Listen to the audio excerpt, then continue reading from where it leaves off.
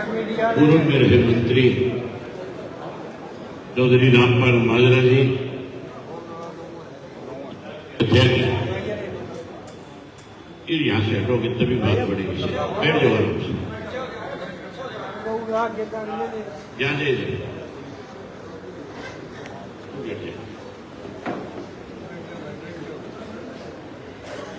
जिला के अध्यक्ष किशन मलिक जी, कार्यकारी जिला के अध्यक्ष अशोक कौशिक जी, प्रदेश कर्मचारी संगठन के संयोजक बलवान सिंह जी, महिला के जिला की अध्यक्ष श्रीमती राजबाला जी, व्यापार प्रकोष्ठ के प्रदेश के संयोजक ओम प्रकाश गोयल जी, जिला के लीगल सेल के अध्यक्ष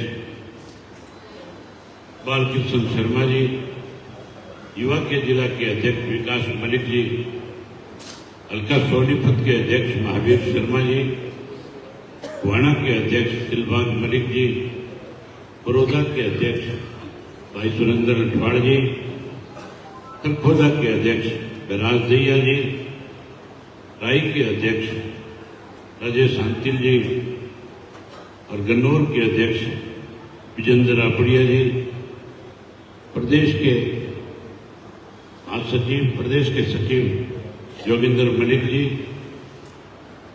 श्री जितेंद्र बबरू जी और मनजीत फोगाट जी, मंच पे मेरे साथ बैठे हुए पार्टी के सभी वरिष्ठ साथीगण, आज जिला सोनीपत की बैठक में आए हुए पार्टी के बहुत ही निष्ठावान, कर्मठ, मेहनतकश कार्यकर्ता साथियों, माताओं, बहनों, पत्रकार छायाकार दोस्तों, मेरे से पहले जितने साथी बोलने वाले थे और विशेष करके प्रदेश के अध्यक्ष माजरा जी ने सारी बातें आपके सामने बहुत खुल करके बताई। भारतीय जनता पार्टी की देश और प्रदेश में सरकार बनने के बाद किस किस्म के हालात रहे, इन 10 वर्षों में क्या क्या कठिनाई, क्या क्या दिक्कत हमारे सामने आई, कौन कौन से वायदे करके भाजपा सत्ता में आई, ये सारी बातें बहुत विस्तार से रखी थी। अगर मैं उनको दोहराऊंगा तो बहुत लंबा समय लग जाएगा। साथियों, अब मोदी ने नया नारा दे दिया, मोदी की गारंटी। और माजरा जी ने बताया था कि किस तरह से पहले भी वायदे किए थे।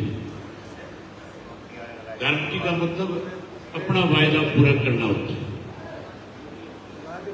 कि जब हम सत्ता में आएंगे तो ये वे वायदे आपसे पूरे कर देंगे। और कार्यकर्ता फिर उन वायदों का आम लोगों में, आम मतदाताओं में जाकर के बैठ करके इस बात का प्रचार करता है कि हमारी सरकार बनने के बाद आपको क्या क्या फायदे होंगे। मोदी की गारंटी तो फेल होगी। मोदी जी ने तो गारंटी दी थी 15 लाख रुपए। मोदी जी ने गारंटी दी थी 2 करोड़ युवाओं को रोजगार और नौकरी देने की।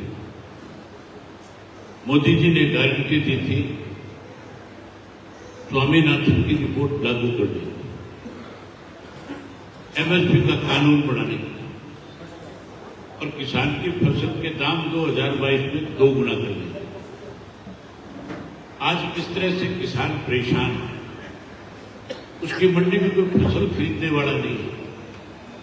ओलावृष्टि से, बारिश से, सूखे से फसल खराब हो जाए, उसको कोई मुआवजा नहीं है, उसको कोई मुआवजा देने वाला नहीं है।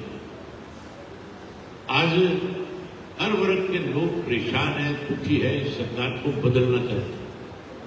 किसान दुखी है, मजदूर दुखी है, व्यापारी दुखी है, कर्मचारी दुखी है, माताएं बहनें दुखी है, पढ़े लिखे नौजवान साथी दुखी है।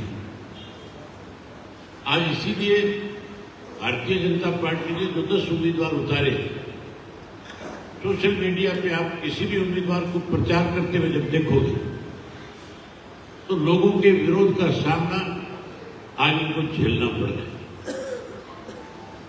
है। वो सरसा से अशोक कमर गांव में जाता है तो लोग उसका विरोध करते हैं, हिसार में चौधरी रणजीत सिंह जाते हैं उसका विरोध है, नवीन जिंदल का विरोध है, इस सोनीपत वाले को तो बढ़ने नहीं दे रहे, गांव में नहीं बढ़ने देते ना, इसको भी निकाल दिया। बाकी हिम्मत नहीं जुटा पा रहे कि हम कैसे जाकर के प्रचार करें। ये खतरा अब तक करनाने में गया नहीं, जाएगा जब इसको पता होगा, जब इसको एहसास होगा कि आज भारतीय जनता पार्टी का कितना बड़ा विरोध, जहां इनका विरोध है वहां 400 पार का नारा देने वालों के पास उम्मीदवार भी नहीं। कमाल की बात है, अशोक तंवर को जिसको चुनाव लड़ा रहे सरसा से, जमानत भी नहीं बचेगी, हर हालत में इंडियन नेशनल लोकदल पार्टी उस सीट को जीतेगी। आज जहां कहीं जाता है विरोध होता है, विरोध इसलिए कि कभी सच्चाई राय नहीं, टिक्की राय नहीं, हमेशा कभी किसी पार्टी में जाकर के दाव लगाने की कोशिश करी, कभी किसी में जाकर के कोशिश की। पहले शुरू में कांग्रेस से था, फिर कांग्रेस छोड़ करके अपनी पार्टी बना ली, अपनी पार्टी का संगठन ही नहीं बना पाया, फिर उसने सोचा कोई टीएमसी में जाने के बाद कोई राज्यसभा की सीट है, बंगाल से आता जाएगा। उसके बाद फिर आप पार्टी में चला गया, जब पंजाब में आप पार्टी आई तो उसने सोचा पार्टी आ जाएगी, वहां दाव लगाने चला गया। जब लगा कि आप पार्टी भी खत्म हो रही तो फिर भाजपा का पटका पहन लिया। आज से कोई 20 दिन पहले की बात है, मुझे एक शादी में मिल गया, मैंने पूछा तंवर साहब चुनाव लड़ोगे? बोले पार्टी टिकट दे देगी तो लड़ लूंगा, नहीं किसी और दरवाजे पे खड़े हो जाऊंगा जाकर। जिनकी सोच ये है कि कहीं हमारा दाव लगे। अब नई पीढ़ी जो है, नए पढ़े लिखे नौजवान बच्चे जो है, वो इस बात को बहुत करीब से समझते हैं कि लोग केवल दाव लगाने के लिए आते हैं, इनको तुम्हारे से कोई मतलब नहीं है, ये तो कैसे एमएलए बने, कैसे एमपी बने, इसलिए आज इनका विरोध है। नवीन जिंदल जिसको मेरे सामने लड़ा रही है भाजपा, वो 4 दिन पहले तक कांग्रेस में था। माजरा जी बता रहे थे कि पहले उससे पैसे लिए और फिर उसको कहा जा चुनाव लड़ा, उसने मना किया तो कहने लगा जेल भेज देंगे। आखिर मजबूर होकर के बीजेपी के दफ्तर चला गया, वहां जाते पटका पहना दिया। अरे एक मशीन रखी है बीजेपी के दफ्तर में, एक कपड़े धोने वाली मशीन नहीं होती, ये आदमी धोने की मशीन ले आए, पाप धोने, और उस मशीन के अंदर फिट कर देते हैं पटका बना के 35 मिनट के, इसको उसके अंदर बांट दिया। उससे पहले मोदी ने 2014 के चुनाव के अंदर इसी नवीन जिंदल के खिलाफ कुरुक्षेत्र की धरती पे कहा था कि मैंने तिजोरी के अंदर गहना देखा है, चांदी देखी है, सोना देखा है, पैसे देखे हैं, कोयला सिर्फ और सिर्फ जिंदल की तिजोरी में है, 40,000 करोड़ का कोयला खा गया ये।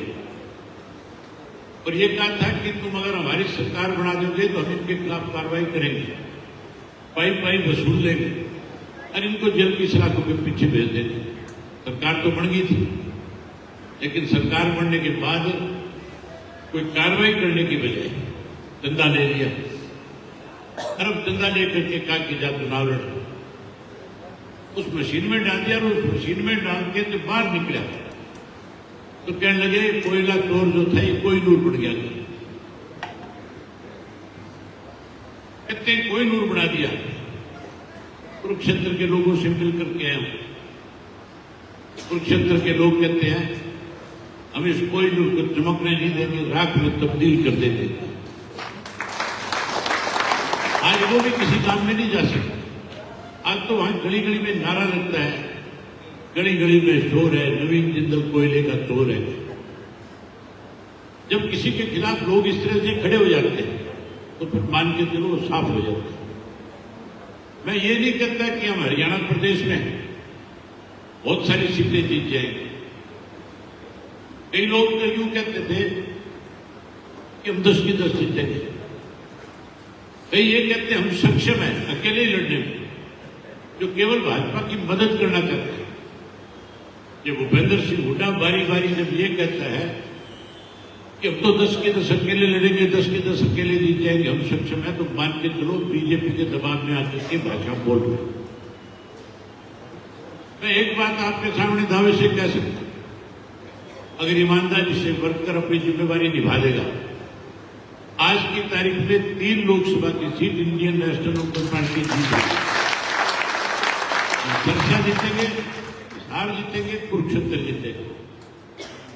अगर सोनीपत का हमारा कार्यकर्ता जिम्मेवारी से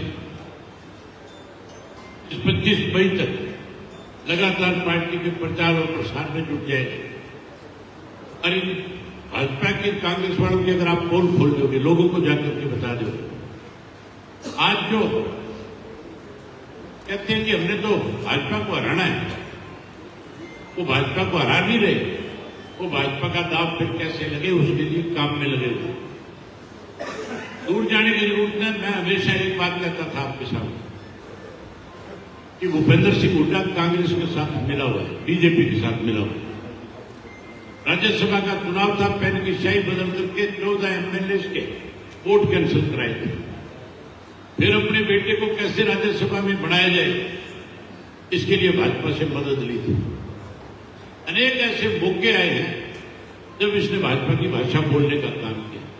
अब तो पोल खुल गई, अब तो आम आदमी को पता लग गया। आजकल एक वीडियो चल रहा है सोशल मीडिया के ऊपर, राजकुमार सैनी जिसने हरियाणा प्रदेश में आग लगाई थी, जिसने हमारे 32 बच्चों को मरवाने का काम किया था, उस राजकुमार सैनी के खिलाफ इतनी बड़ी नफरत आज हरियाणा प्रदेश के 36 जात के लोगों में, जिसने 35 और 36 जात का नारा दिया था, इस भूपेंद्र सिंह हुड्डा ने उससे भी हाथ मिला दिया,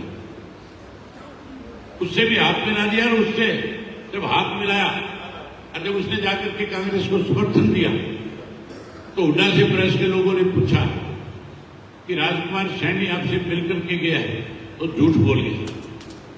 कहने लगा राजकुमार सैनी से मेरी मुलाकात नहीं हुई, और कहने लगा अगर उसने कोई समर्थन किया है तो मैं इसका विरोध करूंगा, ऊपर अपनी पार्टी के नेताओं को जाकर के बात करूंगा।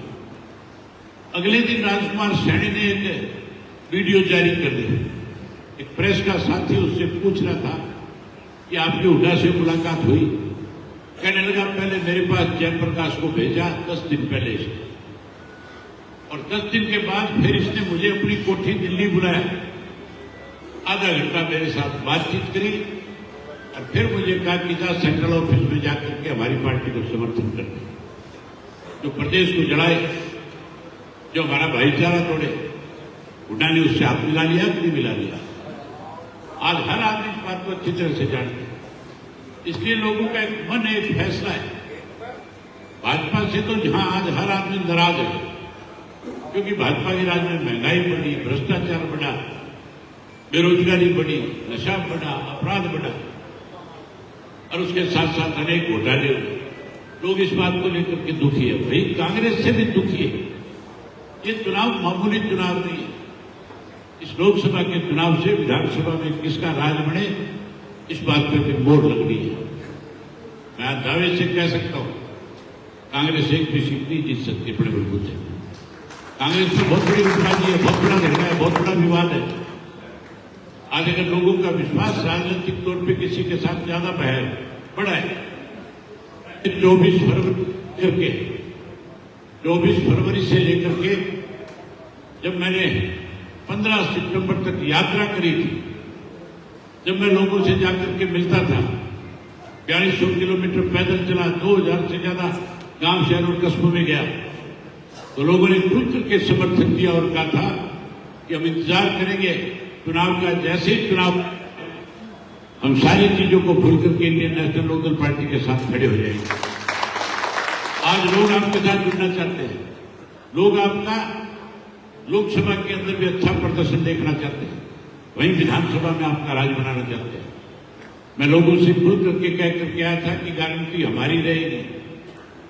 जो वायदे आज तक चौधरी देवीलाल ने किए वो पूरे हुए। जो बात कटारा साहब के मुंह से निकली उस बात को उन्होंने हमेशा पूरा किया। आज इंडियन नेशनल लोकदल पार्टी लोगों के बीच में जाकर के मैंने उसे यात्रा के दौरान खुल के कहा था कि सरकार बनाओ, जो बुढ़ापा पेंशन सरकार ने काटी है ब्याज के समेत 5 लाख लोगों को देने का काम करेगा। जो 100 रुपये वाली पेंशन शुरू करी थी उसे बढ़ा करके 7500 रुपया देने का काम करेगा।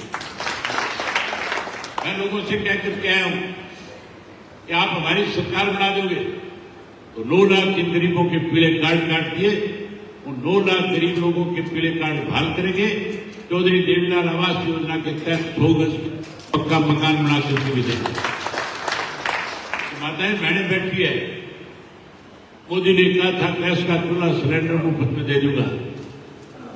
एक बारी तो मिल गया, लेकिन अब सिलेंडर महंगा कर दिया। आप चिंता ना करो, राज बनाओ, आपको हर महीने की पहली तारीख को गैस का सिलेंडर सरकार की तरफ से मुफ्त आएगा।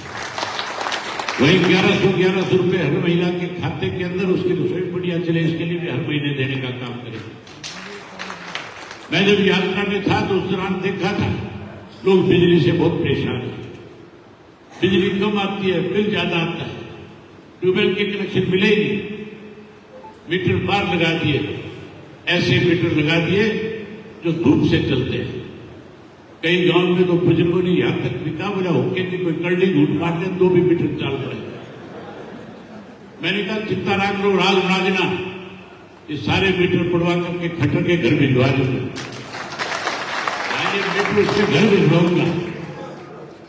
वहीं उसके साथ साथ नए ऐसे मीटर लगा करके दूंगा जिनकी गाड़ी 500 में आगे फंस जाएगी, आगे नहीं चलेगी। तब संभव है जब लोकसभा जीतोगे। इस लोकसभा में पार्टी की तरफ से जिसे भी उम्मीदवार बना करके भेजे, आप लोग उसके लिए दिन रात एक करके अपने अपने बूथ में जिताने का काम करो। अगर अपना बूथ जीत लोगे तो चुनाव जीत जाओगे, तो कोई नहीं हरा। मैं उम्मीद करूंगा कि एक एक कार्यकर्ता से इस काम में आगे बढ़ेगा और आगे बढ़ करके अपनी पार्टी के उम्मीदवार के प्रचार करेगा और उसे जिताने का काम करेगा। कल चौधरी देवीलाल जी की पुण्यतिथि है। आप हमेशा दिल्ली में के संघर्ष स्थल पे आकर के चौधरी देवीलाल के प्रति अपने श्रद्धा सुमन अर्पित करते हो। पहले यहां चौधरी देवीलाल चौक में जाकर के आप अपने श्रद्धा सुमन अर्पित करना, फिर दिया करके चौधरी देवीलाल जी के प्रति अपनी भावनाएं प्रकट करना। आप आए, आपने मेरी बात सुनी, आप सबका बहुत धन्यवाद। जय हिंद, जय।